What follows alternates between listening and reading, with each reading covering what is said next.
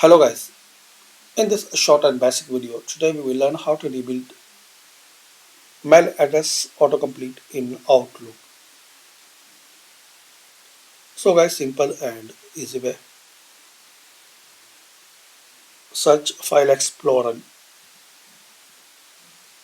open it.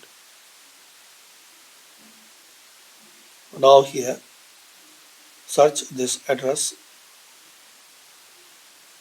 find out this address in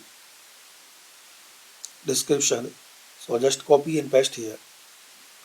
And here guys, you will see a file autocomplete, stream autocomplete. So just right click on it and delete. I have not this file, but you see here stream autocomplete. Now here guys you will see one file name stream autocomplete, so just right click on it and delete. So this way you can rebuild mail address in Outlook. Thanks for watching.